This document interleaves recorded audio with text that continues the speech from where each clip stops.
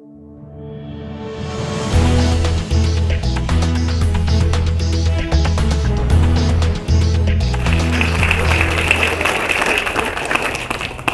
behalf of the QTC, I want to begin by thanking Governor Raimondo for her support. Since taking office, she has worked tirelessly to advance economic development initiatives and grow jobs both here at the park and throughout our state. Thank you, Governor. Thank you. The efforts of the Governor and Secretary Pryor are evident throughout our state, as well as here at Quonset. A few weeks before the Governor took office, we celebrated a milestone of reaching 10,000 employees working at the Quonset Business Park. Today, we're rapidly closing in on 12,000, a near 20% growth. These Quonset jobs, pun intended, check it out, quonsetjobs.com, include nearly 1 out of every 7 manufacturing jobs in the state of Rhode Island. We are here today to celebrate an exciting development for our largest Quonset tenant, Electric Boat. EB is set to make a major investment in new facilities and significantly expand its workforce. As EB is poised to expand, we are excited to see another double-digit percentage leap in park employment. At the heart of Quonset's success has been infrastructure. With new highway access, improved rail facilities, robust utilities, and modernized port facilities, Quonset Business Park has become a platform for economic growth. Since taking office, Governor Raimondo has been the driving force in advocating for and delivering nearly $80 million for investment in Quonset infrastructure. Electric Boat's planned expansion is dependent on the park infrastructure. Further alterations and modifications are required to make their continued growth successful. We have been working closely with EB to develop plans to upgrade electric, gas, sewer, water, and communications utilities, as well as plans to improve navigation and waterside access to Narragansett Bay. Constructing these infrastructure improvements and having Electric Boat build their new facilities and have them unfold here at Quonset are the latest signal that Rhode Island's economy is on the move. It has only been a few years since Rhode Island's unemployment rate was the highest in America. As recently as 2012, nearly 1 out of 4 construction workers was unemployed. Since Governor Raimondo took office, Rhode Island has created thousands of construction jobs. This investment here will add hundreds more for several years to come. So, it's wonderful to be surrounded by the employees and workers who are here and who make the world's best submarines right here in Quonset Point in these facilities. Woo! Yeah, that's right. If you want to know where the best, most efficient, effective, technical submarines in the world are made, the answer is Rhode Island, by these people who are standing behind me. Now, that's because here in Rhode Island, we know a little something about making things. This is a state that has been for so long an economy rooted in manufacturing. It wasn't that long ago that 40% of good jobs in Rhode Island were manufacturing. It's how my own family put food on the table in manufacturing. And manufacturing jobs are good jobs, right? There's nothing like spending your day making something. You go home at the end of the day. I remember it from my dad. His hands were dirty and he felt proud because he made something. But the problem is, for a long time, we kind of lost sight of manufacturing. We lost a lot of the low-skill manufacturing. They went to China mostly, went to Asia. And we didn't do enough to rebuild the manufacturing industry and move towards advanced manufacturing, the kind of manufacturing you do here at Electric Boat. It's high skill, highly technical, advanced manufacturing. And frankly, we didn't do enough to train Rhode Islanders the way we trained Elvis to have these jobs. And so we lagged. And today is about the strongest symbol as we could ever have that we are back in the business of making things, and we are back in the business of training people like Elvis to have the skills they need to get good jobs making things right here in Rhode Island. And that's what today's about. And I often joke with Jeff, he disputes the way this phone call went down, but I remember it like it was yesterday. I had been in my office for like a minute, and he called me, and he said, "Hi, Governor, blah, blah, blah, congratulations. Okay, we need to talk." And the discussion, in all seriousness, was just about what were we, the state, going to do to help EB and other manufacturers have access to the trained workforce that they need. Because the reality is everything, welding, painting, pipe fitting, plumbing, is more technical and difficult than it used to be. And we needed to get our act together, and we did, to kind of reformat our training programs so that we could fulfill your needs. And I think we've done that. In fact, the Real Jobs Rhode Island program, created and run by that amazing man right there, Scott Jensen, has placed 1,000 people in the past few years right here at Electric Boat. That's 1,000 Rhode Islanders. 1,000 Rhode Islanders who've gotten the skills they need to get good jobs. And the message is we're going to continue to do that. We believe in Rhode Islanders, and we're going to continue to invest in our people so they have a chance to get a good job. And today's announcement is just building on all of that work, and you're going to hear from Jeff that the plan that Electric Boat has and that we're announcing today is that EB is doubling down here in Rhode Island, and they plan to add and hire hundreds upon hundreds of jobs in the coming years to a total of over 1,300 jobs and an additional 600 manufacturing jobs associated with this project. That's amazing, and I want to thank you for your commitment to Rhode Island. From our end, we are investing over $14 million in infrastructure improvements here at Quonset. And from EB's end, they're going to make their own investments to double the size of their facility. I also want to know, I know a few friends of ours are here from labor, this is going to be a 1 million square foot project that'll be the second biggest project labor agreement in the history of the state of Rhode Island.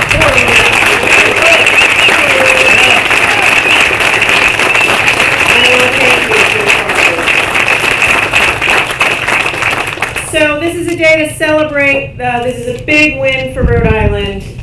It's a big win for the 1,000 plus people and families who are going to get good jobs and economic security. And I am really proud of it and have been really pleased and excited to work with you. And with that, I'd ask you to please all join me in recognizing and welcoming the leader of EB here in Rhode Island, Jeff Geiger. I'd like to express my deep appreciation to Governor Raimondo and Secretary Pryor for the state of Rhode Island's investment in the future of Electric Boat and our surrounding communities. This is great news for our company, current and future employees, Rhode Island-based suppliers, the state, the submarine force, and our nation's security. Today's announcement is the latest outgrowth of a series of conversations and a strong partnership on workforce and economic development between Governor Raimondo and Electric Boat. Even before Governor Raimondo took office, she reached out, seeking to understand the challenges that Electric Boat faced in growing our business.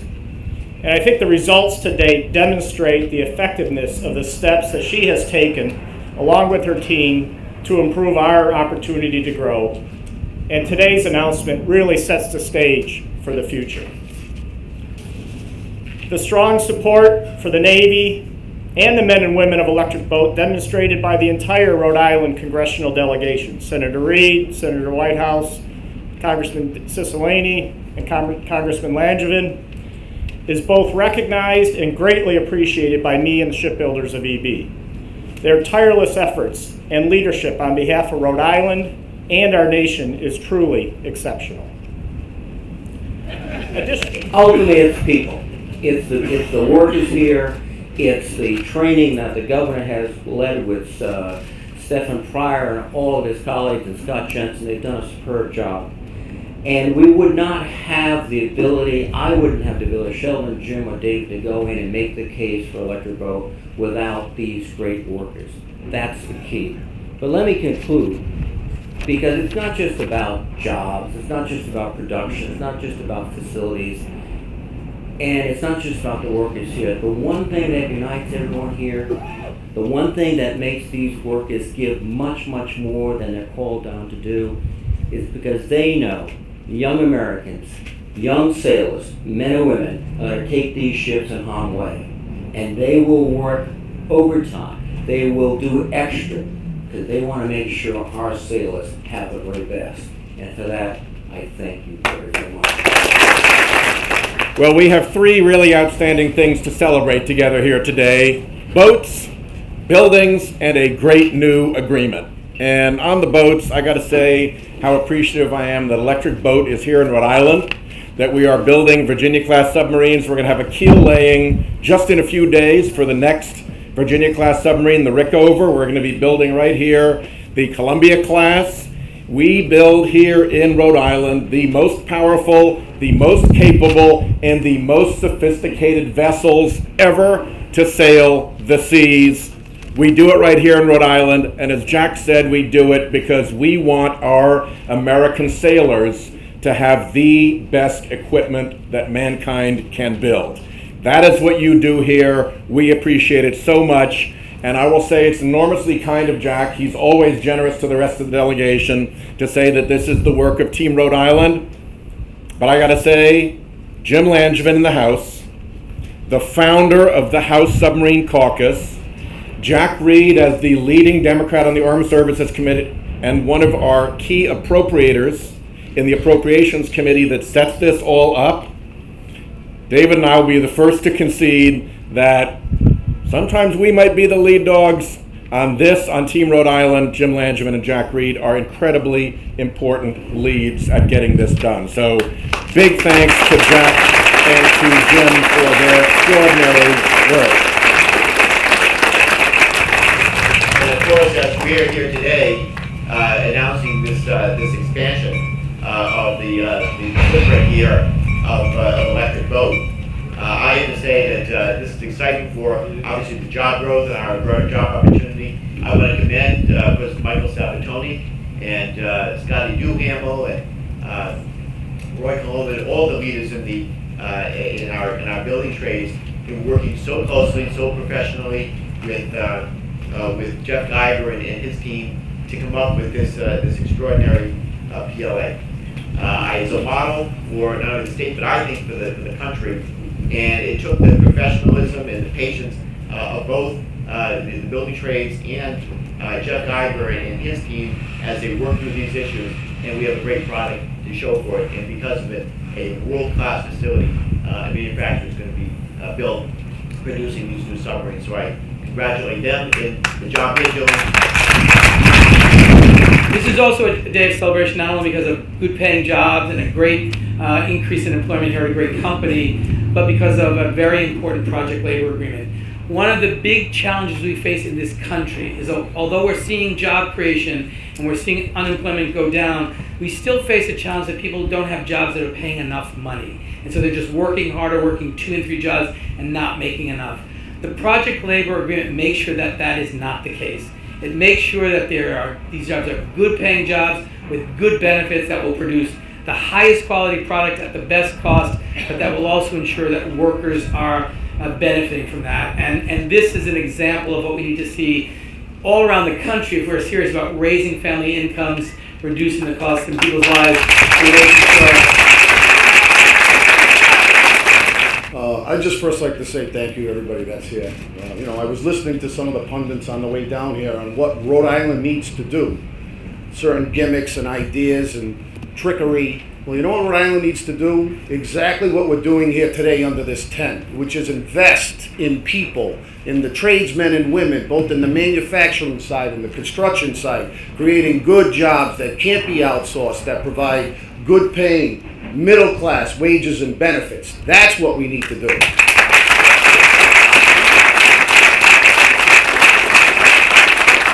And the way that we're going to continue to do that is to keep this team in place for 4 and 6 more years. Governor Raimondo, Senator Whitehouse. This could be a campaign, so I'm not running for office. I don't think this is a violation, so I can say whatever I want, I guess. Congressman Langevin, Cicilline, Jeff, thank you for your cooperation, your patience. your assistants, you, your whole team, Morris, Sean, Matt, you guys were nothing but the professional, and the commitment from the building tradesmen and women is we will build you the modern infrastructure so you can continue to meet the needs of the Navy and build the most modern, sophisticated piece of machinery ever known to mankind, and we will ensure that it will be done on time or under time and on budget or under budget, because I have a lot of pressure, obviously, that was put on me. I hope my guys are paying attention. We couldn't be happier to be here today. So I don't like coming to ribbon cuttings. I actually come to groundbreaking, so you won't see me at very many ribbon cuttings, but I will be back for this one for sure. So thank you all for your commitment to the trades, to the men and women that will also fill these facilities and meet the needs of the Navy in the future. And as the governor said when she was down in Washington last week, not only is she the building trades governor, but what can we do? Let's keep going. So thank you very much.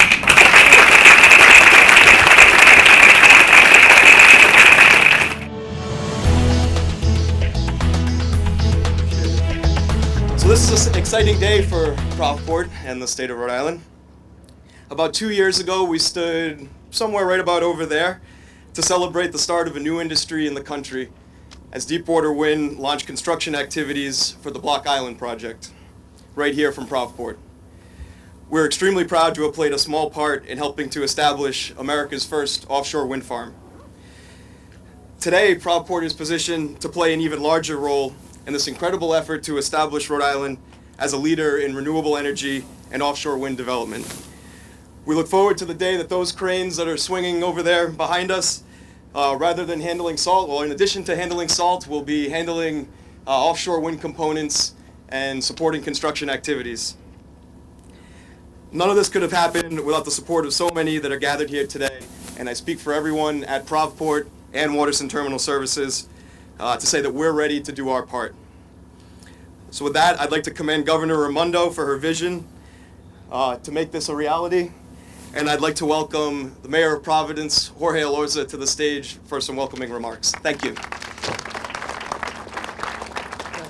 Good morning, everyone. Good morning, and I won't duplicate everyone that Chris has just recognized, but I do want to single out a couple of folks. First I want to recognize the governor. The governor has been a great champion for jobs and for economic development in our state. And it's been so great over the past 3 years and change having a strong partner at the state level that's so laser focused and committed to bringing jobs to the city of Providence and to the state of Rhode Island. Please join me in recognizing Governor Raimondo. And just like everything else, it's not only one person or one institution, it's all of us working together that make this happen. I also want to recognize a good friend to the city and a good personal friend, someone who is leading the charge at the General Assembly, for the issues that matter for us, President Dominic Ruggiero. Thank you so much for your leadership, President. And of course, another great champion of this and someone who has believed in a working waterfront and someone who's believed in preserving the jobs here at the Port of Providence for such a long time, United States Congressman David Cicilline. Thank you so much for always supporting our city. And certainly, last but not least, I gotta give a shout out to Mike Sabatoni, the president of the Rhode Island Building Trades Council. Again, it's about partnership. It's about bringing everyone to the table. And when we're all pulling in the same direction, everybody wins. So I look forward to seeing more jobs created here, making sure that more of our brothers and sisters in the labor trades are working. So thank you very much, Michael Sabatoni, for your leadership. For you, Mike. So it's great to see the capital city here playing center stage for innovation in technology and renewable energy with Deepwater Wind's Revolution Wind project. Thanks to collaborative efforts with our partners at the state level, Providence is seeing cranes in the sky across our skyline for the first time in a very long time. Small and big businesses are choosing to move and grow here. And with this project, we are ushering in the next generation of an offshore wind farm that has already made our state a national leader in clean energy. From what I see and what's been happening in the state, we are on the forefront of this initiative nationwide. So I'm immensely proud to represent the Senate and my colleagues here, but it goes to show what can be done while everyone is working and rowing in the same direction. So I want to commend the governor for her initiative and her department heads and her staff for everything that they've done regarding locating this particular project here. And I think it's going to be a tremendous boon to not only to the state of Rhode Island, but also to the citizens of Rhode Island, because these are going to be very good paying jobs. We're here today to celebrate really an enormous step forward that is happening because of the leadership of Governor Raimondo. And let me just outline what we're planning to do. Our Revolution Wind Farm will be a 400 megawatt project, so up to 50 turbines, 10 times the size of the Block Island project. It is an enormous clean energy machine, and it will displace about 650,000 metric tons of carbon dioxide every year. It is one of the most consequential clean energy projects in the history of the Northeast United States.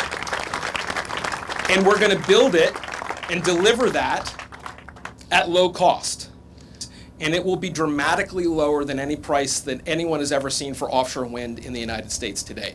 Dramatically lower, competitive with traditional sources of fuel, and really a game changer in the march towards replacing traditional sources of energy with clean energy. And so ratepayers are going to be very happy. And I can say that projects like this don't happen without leadership. They don't happen randomly. It takes real leadership, and Governor Raimondo really deserves the credit today because it was her bold vision to not just take an incremental step towards clean energy, but to choose the most consequential clean energy project in Rhode Island history and to make Rhode Island one of the national leaders in building clean energy. And so I can tell you that Governor Raimondo is working every day on our industry. The day that I found out about Deepwater's win, I get a call from Governor Raimondo, and after exchanging pleasantries, she said, give me a list of CEOs who don't have locations in Rhode Island who I can call now, who are in your industry. I want to start calling them and attracting them to Rhode Island. And that was her very first thought. And so it is that kind of leadership that takes this kind of new industry forward. Taking this bold step to really leapfrog others was a smart move. And they say, well, what's going on in Rhode Island? And I said, well, you have to meet Governor Raimondo. Then you'll know what's going on in Rhode Island. So with no further ado, I'd like to introduce Governor Gina Raimondo. Thank you, Jeff. This is a fantastic day for Rhode Island. This is big. This is about as big as it gets. Thousands of jobs, a national leader, a huge increase in renewables, leading the way, a national example. Today's a day to celebrate. And to all of you here, and as I'm looking out, it took just about every one of you to play a role in making this happen. I want to say thank you. I want to say thank you. This was an exciting vision. It's something that's easy to talk about and hard to do. A lot of hard work, a lot of strategy, a lot of partnering. And to every one of you here who's played a role, I can't thank you enough. And on behalf of all of Rhode Island, thank you. I do, of course, want to thank Jeff. All teasing aside, Jeff is a fantastic CEO and partner without whom and his leadership this wouldn't have happened. I want to thank the mayor, who has been a staunch supporter of this project from day one, and of ProvPort. Thank you, Mayor, for your support. All started under then Mayor Cicilline, who was a huge supporter of ProvPort then and has continued to support renewables and wind in his position in Congress. So thank you, David, and of course my partner in the State House, the Senate President. Not a day goes by, literally, that the Senate President doesn't pay me a visit and say, more jobs today, Gov, more jobs today. So the guy's always got his pedal to the metal on behalf of Rhode Island. As has been said, it was just a little under 2 years ago that we were standing here with Jeff and the team, marking the final stages of construction on the Block Island wind farm. That was a pilot project making Rhode Island the only state in America with an offshore wind farm. And on that day, I said, and we said, offshore wind energy, renewable energy, is the future for Rhode Island. It was the beginning of something special, and Rhode Island would lead the way in America and become the epicenter of this industry. And today, we're making good on that promise.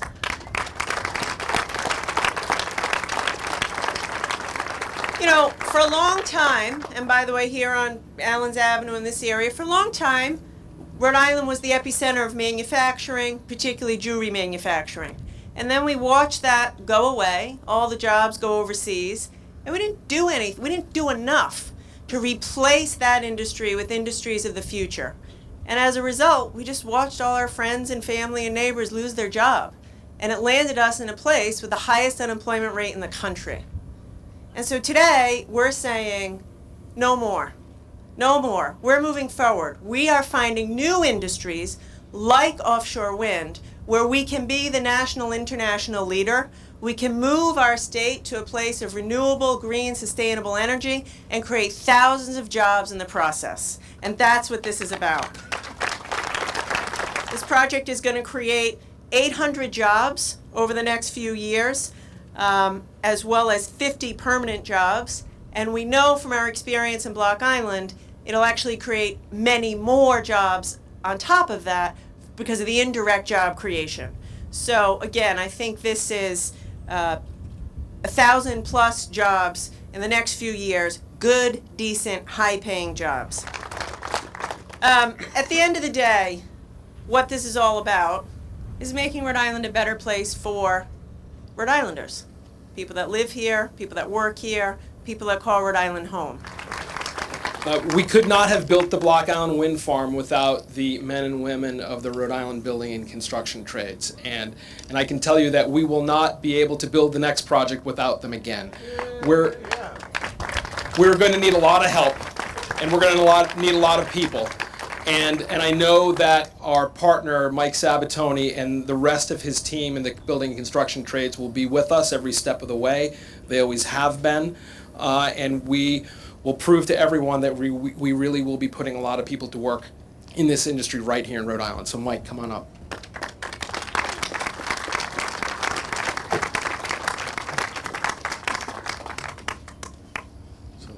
Thank you, Jeff. Good morning. It's actually a real honor for me to be here today. A lot has been said about the Block Island Wind Farm, which the building trades were on and behind since the first announcement, I think back in 2006 or 2007. And why I'm so particularly proud to be here today is because while we were shepherding that first project through the various agencies and the General Assembly, there were a lot of naysayers about that project, that this announcement would never come. It was never about building 5 turbines off of Block Island. It was about exactly what we're doing here today, to create an industry, to create good, high-paying, high-skilled manufacturing jobs that'll be done right here in ProvPort and in Quonset. So I can't wait to bump into some of these naysayers after the announcement today. And there are key ingredients that go into things that happen such as today. And they're pretty common when we come to events like this. And the 3 key ingredients are government, business, and labor all pulling in the same direction to accomplish a goal, to invest in ourselves, to invest in our infrastructure. You know, elections have consequences. And the consequence of the election 4 years ago of Governor Gina Raimondo was, I've probably been under every bridge in the state of Rhode Island. I've taught 80% of the schools in Rhode Island. I've been down at Electric Boat announcing expansion there, and we're here today, so I'm going to say, let's keep going.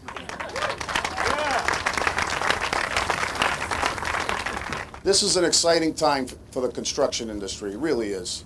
So for any of you that have family members or friends that are interested in a career in construction, now is the time to have them pursue that career in construction. We are going to need talent like never before. We have to replace the men and women that we've lost in the Great Recession, as well as the aging population in the building trades. These are high-skilled, high-paying careers with good wages and benefits. So if any of you are interested or have someone that's interested, make sure you see me, get me their names, and we will make sure that they get an interview. And if they want a career in construction, now's the time. So thank you.